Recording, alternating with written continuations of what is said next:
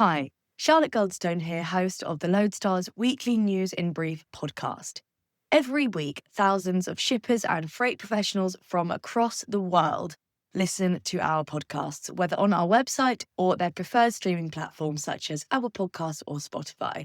If you want your story to be told on one of our podcasts to this global audience, then please contact me on charlotte@thelodestar.com to find out more.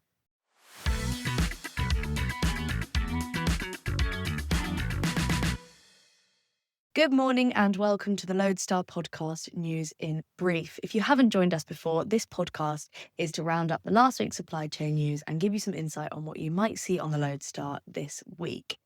So last week, we saw the impact of the strikes I mentioned in the last episode in the port of Antwerp, Bruges. Antwerp Bruges Port Authority said it would take at least several days to clear a vessel and cargo backlog.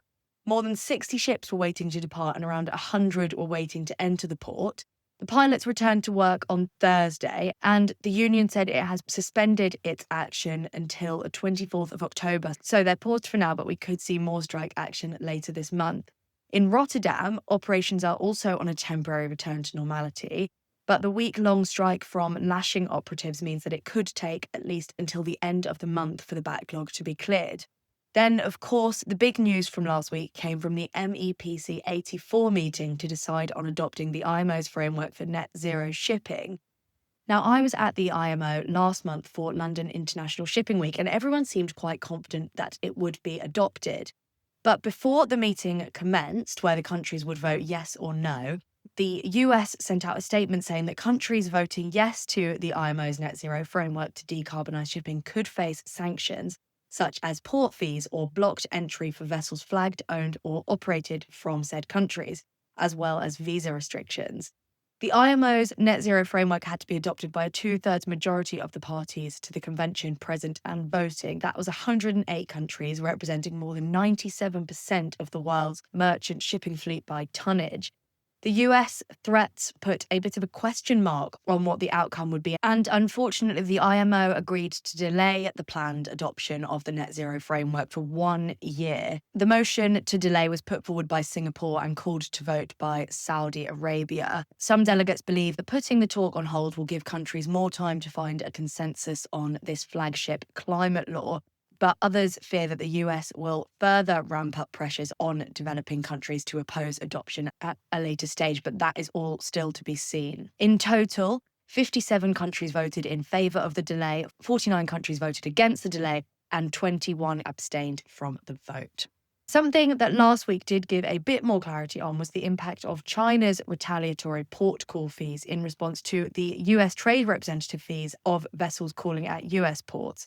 I'm now joined by Gavin van Marle to talk us through it. Gav, what is the scope and what are the figures that we're looking at? Well, the figures are almost identical in the amount levied by the US in its USTR fees. It's 400 renminbi, which at today's exchange rate works out $50 per net ton, and it applies to the following ships: a ship flying the US flag, a vessel built in the US or owned by the US. And it's this third point which is really quite murky, Charlotte, because China has identified ownership as amounting to 25% of a company. If it's owned by US firms, then it's liable to these fees. And because you've got so many shipping firms, particularly sort of non-operating ship owners that are listed in New York and have large amounts of their stock publicly traded, assessing that 25% threshold is very difficult because apart from anything else, it's a moving target, right? You know, the ownership structure by its very nature of a listed company constantly fluctuates.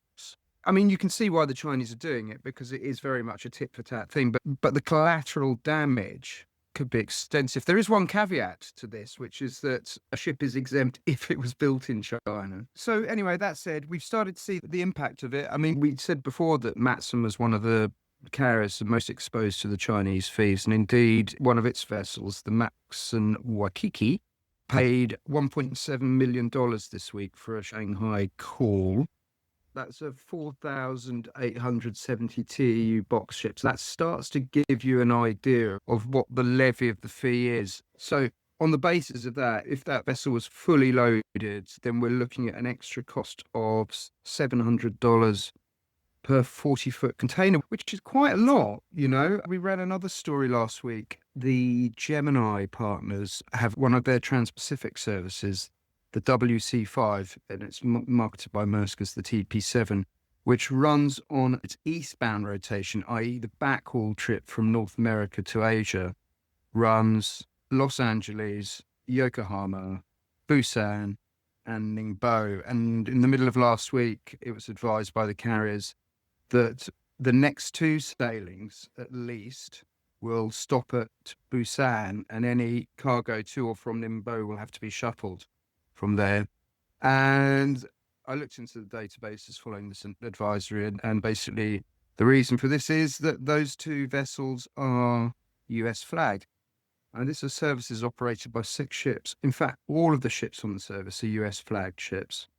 So one can only assume that Maersk and Hapag are busily reshuffling their fleet around to restart this service with a direct call into China, but obviously deploying ships that are compliant with the Chinese port fees.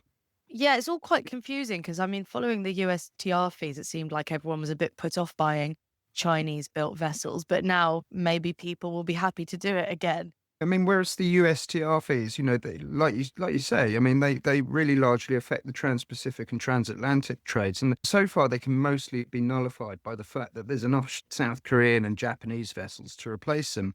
But the reciprocal Chinese measure effectively could affect any trade in and out of China should Beijing determine that a New York-listed non-operating ship owner breaches the 25% level and the fee can be applied to its ships. So you could have a situation where you've got traders from all over the world that might suddenly be subject to extra surcharges on these things because, you know, a vessel, say, on an intra-Asia trade or coming in from Africa, suddenly it's declared, oh, no, you chartered that ship from company X and that's got over 25% shareholding. Here's your fee. Let's say it's a 4,000 TEU ship. Well, right, we know that's going to be the best part of $2 million.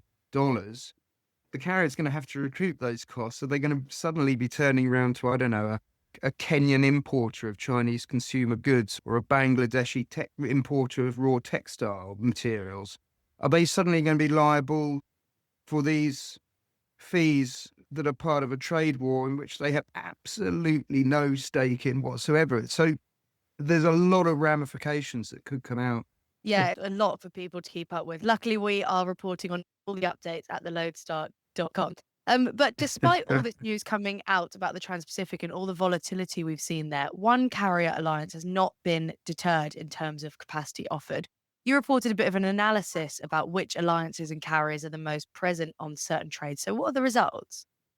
Well, the basic findings derived from analysis by Fee Intelligence Consulting, and this is according to the forward schedules of the alliances, that the Ocean Alliance continues to increase its capacity across all the trades, while the others, and we're talking Gemini, Premier Alliance, standalone MSC, and even independent operators on certain routes, the others are either trimming capacity or holding steady. And that's basically how the situation stands today. So at least on 3 trades, Trans-Pacific to the US West Coast, Asia, North America, East Coast, and Asia, North Europe, the Ocean Alliance, by several percentage points, and I'm talking 10 to 15 percentage points here, provides a lot more capacity. It's slightly more mixed on the Asia Mediterranean. There's more of a balance in market shares there.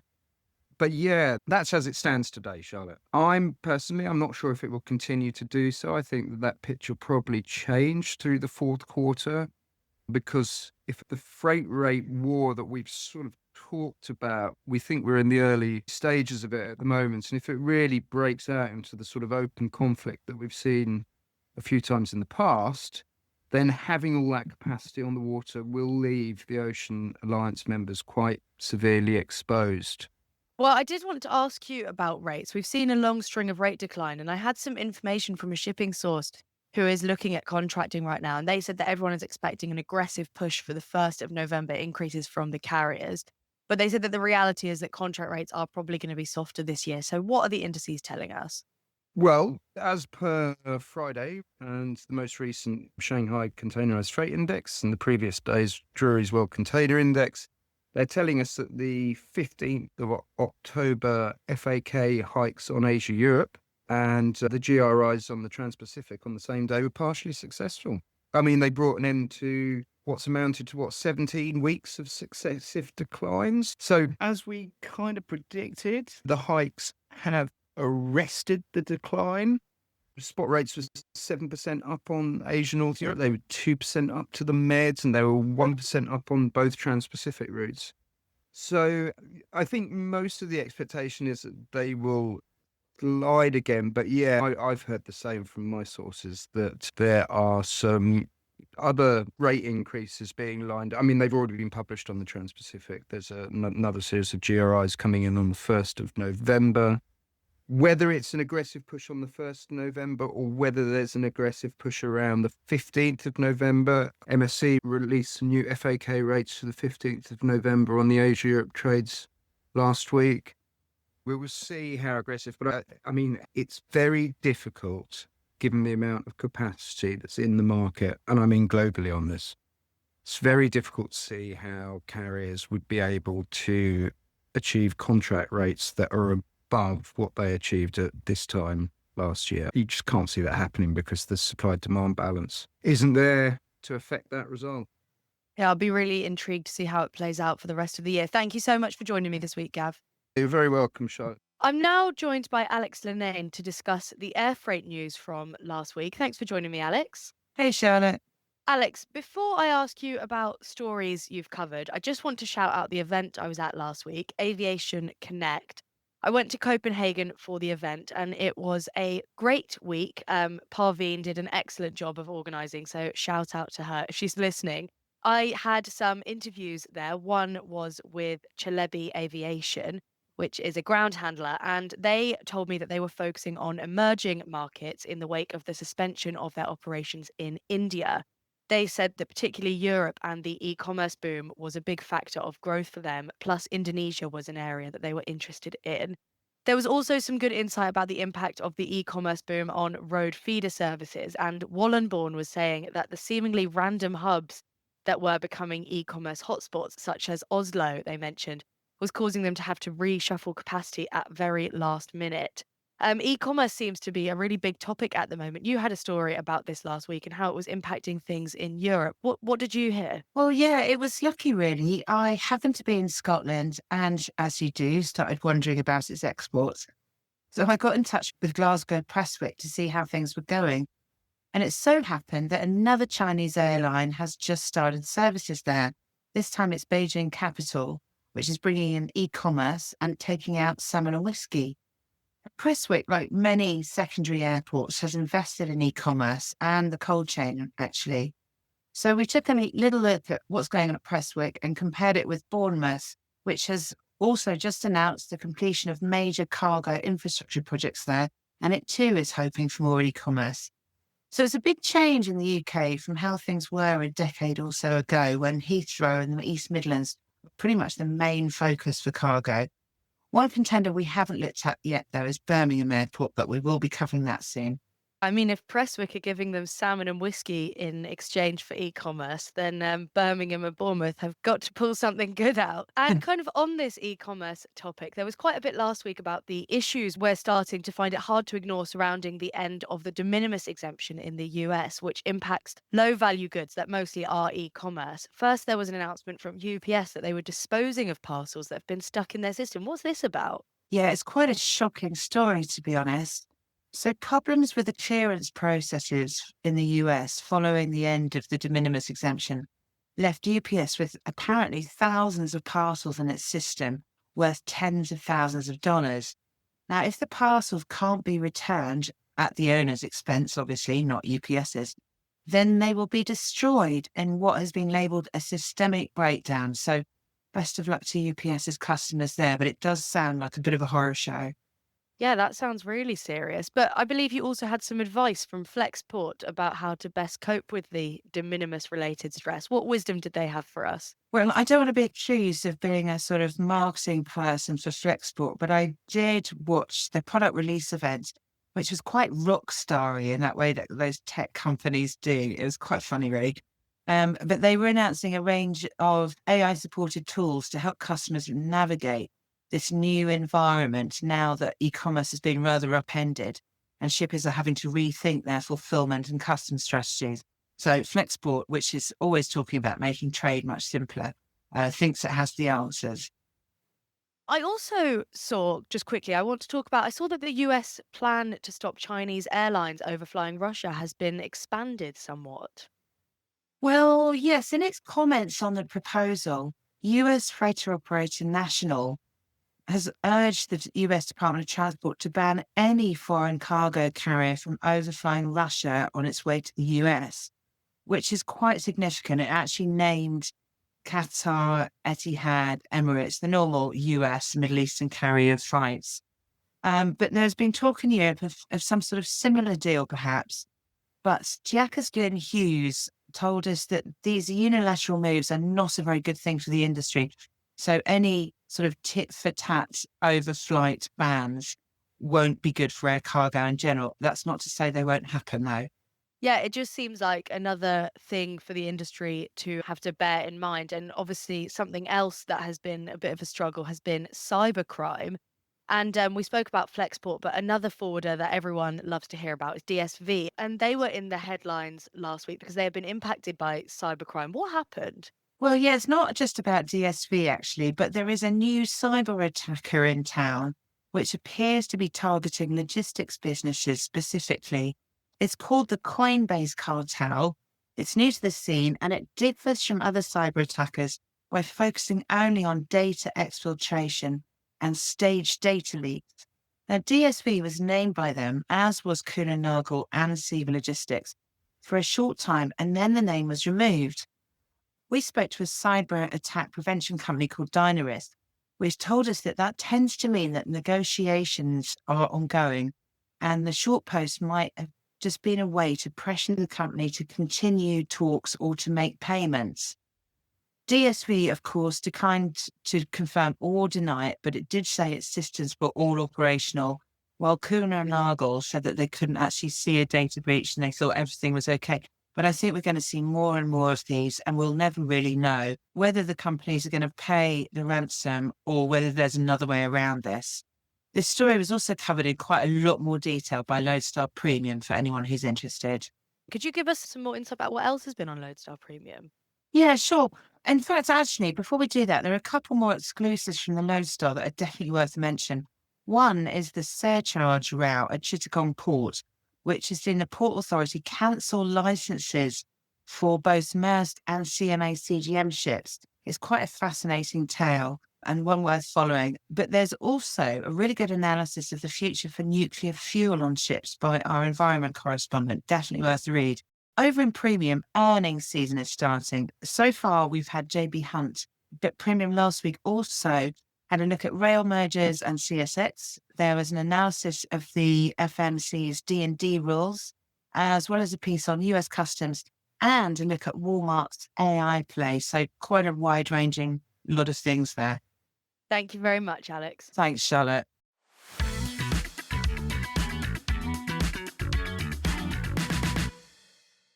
So now we have rounded up all the main points from last week's supply chain news. Here is what you might see coming up on the Lodestar. I've got a few more stories to come from Aviation Connect. There are insights on airline standards and how they are changing from my interview with Cargo IQ. Plus, Alex Whiteman will have a few more insights from the DHL team after his recent trip to chat about their Global Connectedness Index. I am also headed to the International Chamber of Shipping in London to interview OceanScore's Managing Director, Albrecht Grell, on updates to ETS and decarbonisation in shipping in general. Of course, with questions post MEPC 84 and what it means for global emissions regulations. Alex Lennane will also be taking a look at Anchorage Airport and how it has been impacted by tariffs, if at all. All this and more to come on the Lodestar, so make sure you don't miss a thing by keeping up to date on our website or on our LinkedIn page. Thank you so much, and I will see you next week.